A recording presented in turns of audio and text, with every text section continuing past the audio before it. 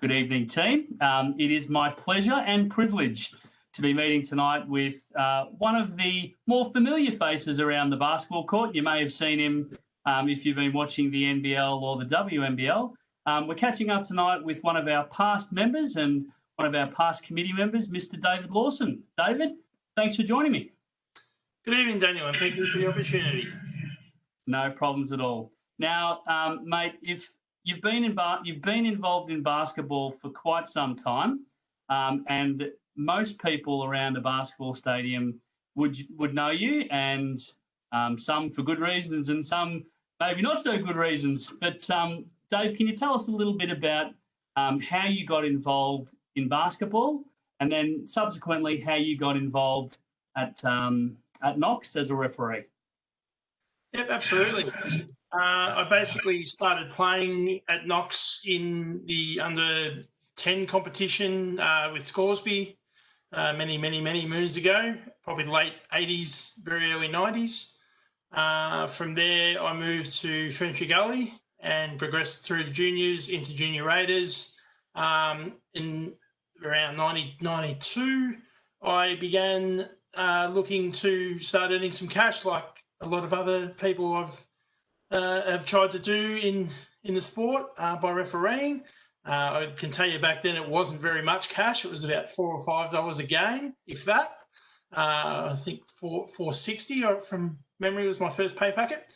So I did a course under Keith Vaughan's tutelage back then, and then we did a 6-week course, 3 weeks theory, 3 weeks of practical on the court.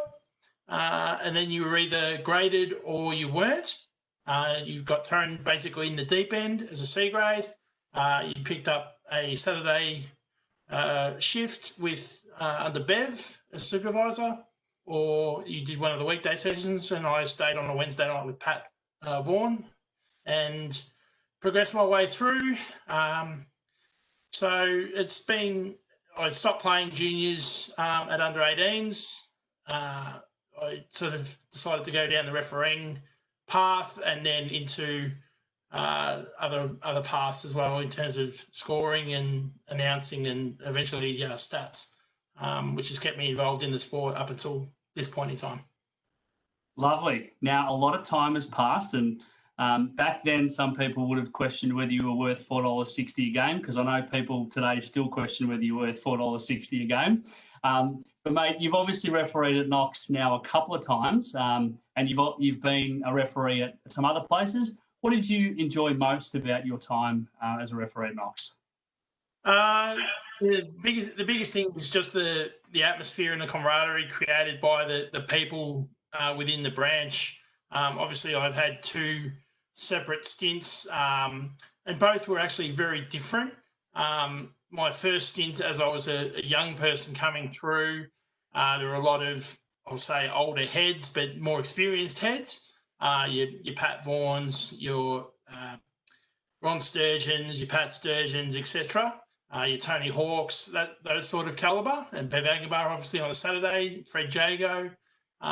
You learned a lot off those guys and girls. Then I also had some mentors such as Richard and Scott Irving, Scott Dwyer, Chris Reed, Wendy Barnard in my early career, which progressed me along.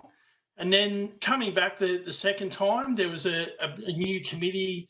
It was a younger group of people, and that was really good to work with the younger crew that were then coming through in terms of just trying to pass on a lot of the things that I got taught and trying to instill some of those things in the next crop coming through.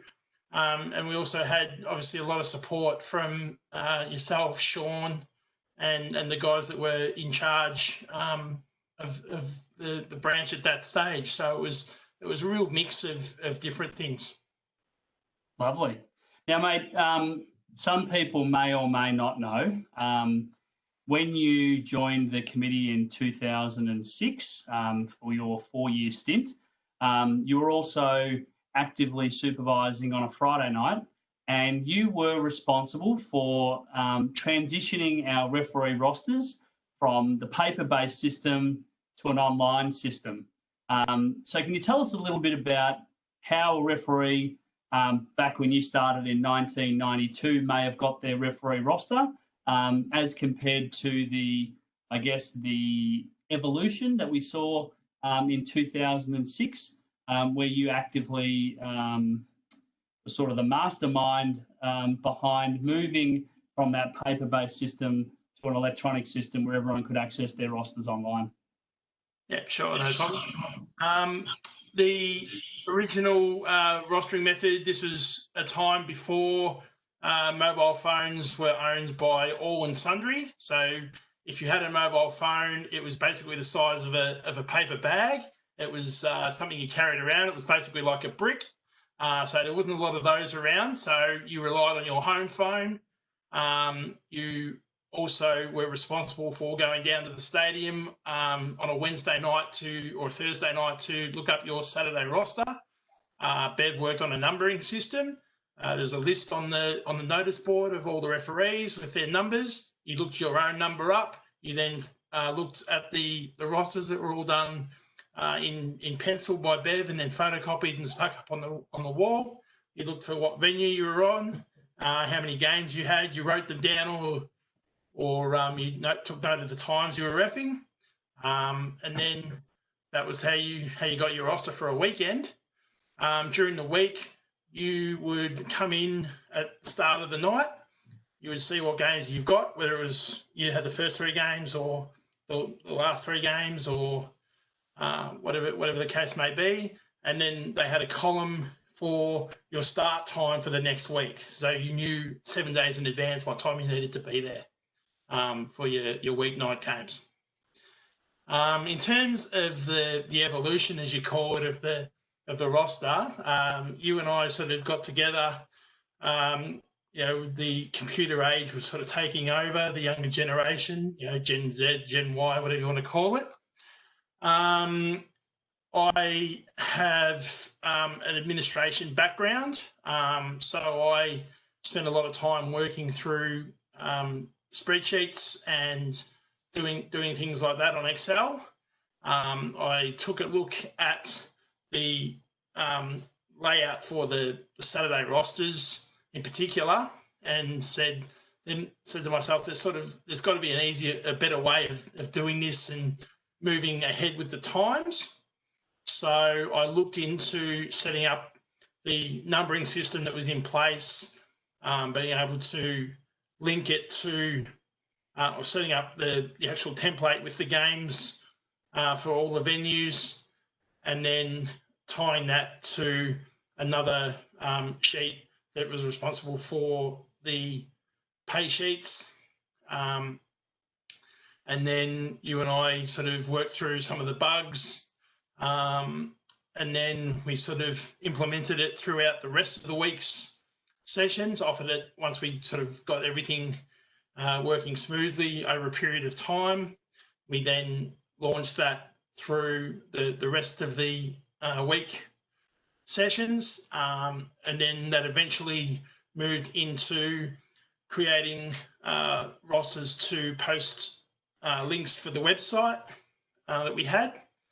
And from there, the development of the referee manager program, or RAMS as it was back when we first started it, sort of evolved out of that process.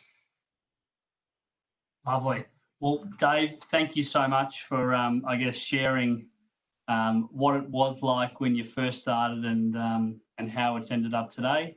I think people do take for granted the fact that they don't have to pick up their home phone anymore to call up to find out what time their games are, and they don't have to drive down to the stadium to to see what time they start.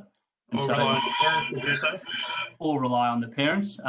So, mate, that piece of work that you did back in 2006 was a really big change at the time, and I think we are absolutely, better for it now. So, Dave, over many years, you obviously had plenty of referees that you looked up to and you idolised at Knox, and that you really carved your I guess, your on-court performance around what they'd shared with you. Can you maybe tell us who some of the people that really helped you along the way from when you first started till where you are today? Yeah, sure. The first one obviously was Keith as my first advisor, along with Pat as a Wednesday night supervisor. She really did take me under her wing very early on her session and taught me a lot of the techniques to try and become a better referee and improve every time out on the floor.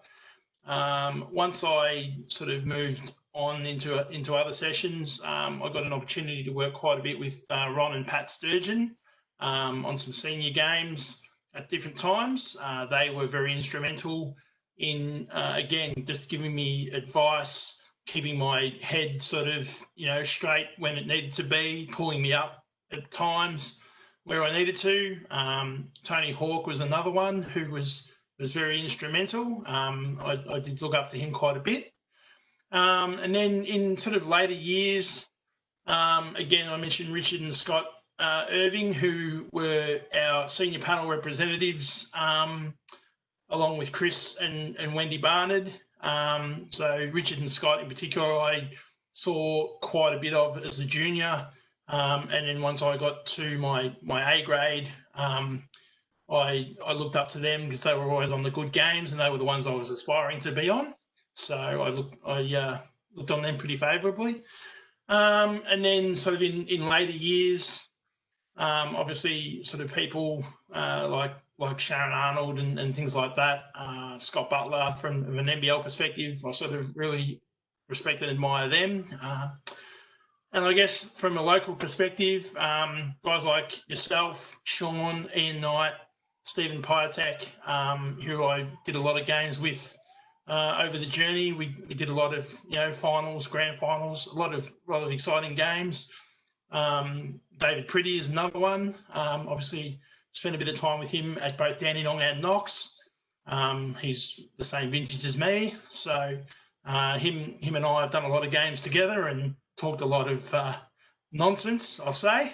But I obviously learned a great deal from quite a lot of the guys now who are making the most of their careers. So Dave, mate, that brings us to the end of, I guess, my catch up with you tonight. I really do appreciate your time, and I do know that you are still involved in basketball, and you never know, you may come back at some point again in the future and have another stint at Knox for your third time around. But mate, I do really appreciate your time tonight, and we do appreciate your contribution over the many years that you've spent at Knox. So take it easy and stay safe. See you, mate. I appreciate that. Thanks so much.